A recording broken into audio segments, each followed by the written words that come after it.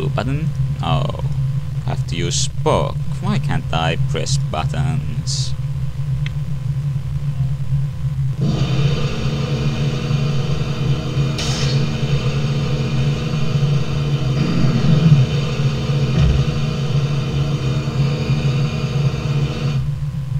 The device has finished loading, Captain. If you press the yellow button, it'll just unload it, but the red button should fire it. I believe, Captain, that this weapon must be hooked up to the main weapons battery.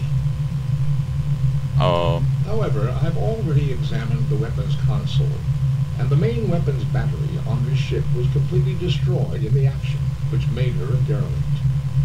Mr. Scott would have to go over this thoroughly, but I would recommend we try to take this weapon with us to the Enterprise.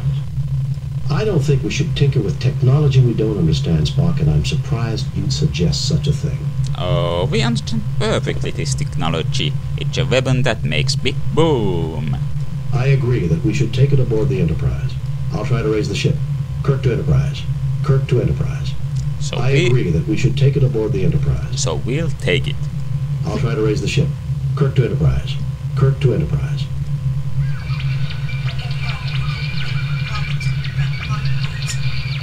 Well, that went about as well as 2 minutes ago. Now there are two ways onwards, Theosodore and Theosodore partially hidden there. But let's go the obvious way first.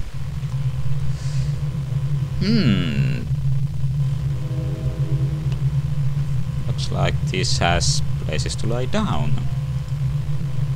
James Kirk, the paragon of a Starfleet captain, feels nothing like a paragon right now. Lieutenant Bucher, his is not to reason why, his is to obey orders and stay alert. You got that right. Dr. McCoy, who isn't arguing as much with Spock as usual. They are united by a common enemy, Harry Mudd. Mr. Spock, your loyal science officer. Sometimes I wish I'd become an archaeology professor instead of a Starfleet captain. Sounds like you should get along with Picard fine. Are you religious, Jim? Is Harry Mudd a divine punishment for anything we did wrong?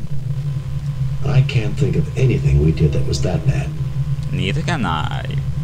You look troubled, Captain. Sorry if I was bothering you.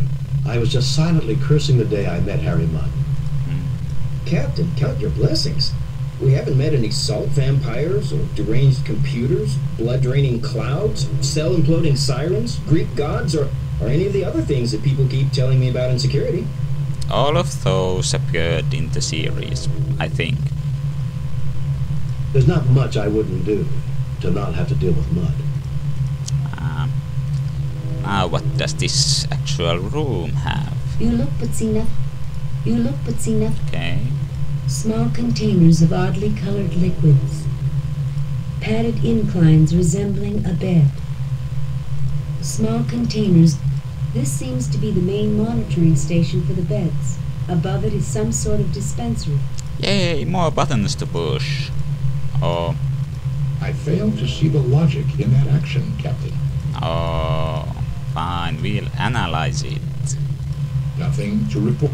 Fine, McCoy will analyze It it. would be interesting to analyze them back aboard the Enterprise, but these are probably vaccines, medicines, and research viruses.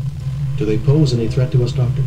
None seems likely to have any effect on human or Vulcan physiology. To be on the safe side, though, I wouldn't recommend taking a snootful from one of the capsules. First, alien weapons, now alien drugs. There's nothing there required. Well, nothing else to do here now. Ooh, this looks important. A control console from which operators run the ship.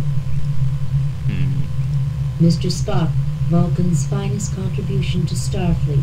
I think he's also Vulcan's only contribution to Starfleet so far.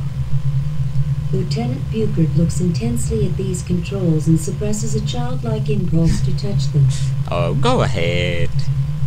Dr. McCoy is still frowning. James T. Kirk, captain of the USS Enterprise. I'm speechless, Mr. Spock. Words cannot adequately describe this place. We've done quite well so far, Captain. In spite of Harry and Mudd. Speak of the devil. Where is that little angel? Far away from here, I hope. This may have been their bridge, but this sure doesn't look like the Enterprise. Boldly go where no man has gone before. We are here, Jim. Also, this pile of white pixels is important. This appears to be some sort of engineering instrument. We'll get to use that eventually. Nothing to report. It is a multi-bit compact duver with its own Draktar traction unit and clamp kit. In short, it's the 23rd century version of a Swiss army knife. See? A multi-purpose repair tool. Mr. Spock, analyze. Evidently the aliens' bridge, their centralized control. A closer look may provide more information. Fine, we'll look at it again. A control console from which... Or maybe you're supposed to use Spock in it. This is clearly the control center for the ship, Captain. I cannot deduce much information, but I do observe two things.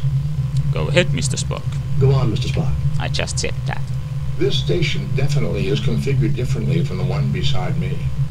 Okay. This shouldn't be surprising. After all, there are two stations.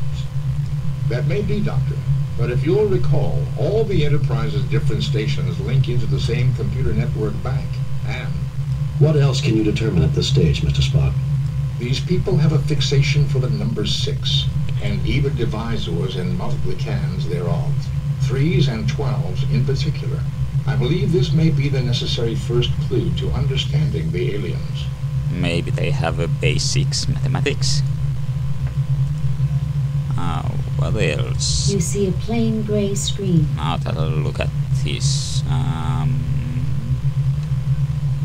Well, nothing else for now, I guess.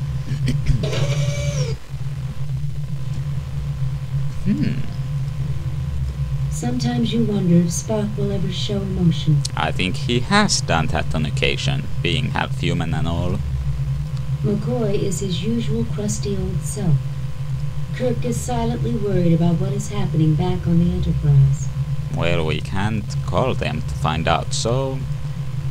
Lieutenant Buford seems to have limitless energy. It makes you feel old just watching him. Oh, come on, Kirk, you have at least good 30 years ahead of you. This technology is unbelievable, Mr. Spock. I've never seen anything like it. It is indeed impressive, Captain. If I were capable of emotion, I would be in awe of this place. If you're incapable of emotion, how do you know what awe is, Spock? Excellent point, McCoy. This equipment's way out of my league, Jim. This is a major archaeological find, Captain. I believe the galaxy may actually have cause to thank Harry Mudd. Fancy that. You can't be serious, Spock. It would be nice to think that after all the stunts that Harry has pulled, that he would do something right for a change. And Lieutenant? Captain, does this mean that I'm a part of a major archaeological discovery? You'd better believe it, Lieutenant. I don't see why you're complaining about this Mudd guy. Who knows what advances we could get from all this knowledge? First we have to decipher some of it. Actually, what is this room anyway? The data view screen is operational. The information selectors are controlled from the console platform. I guess you mean this.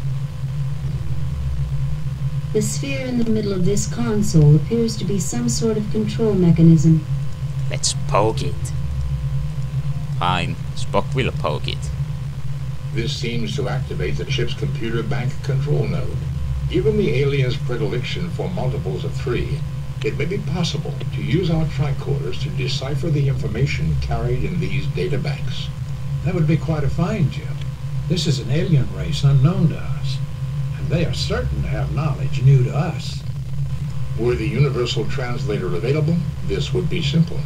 With the Enterprise out of range, that's not an option, Mr. Spock. What else can you do? I believe if Dr. McCoy and I conjoin our two tricorders, we may be able to process enough sample data to get a basic understanding of the aliens' computer system. This will completely tie up both our tricorders for an extended amount of time, however. Well, let's do it anyway.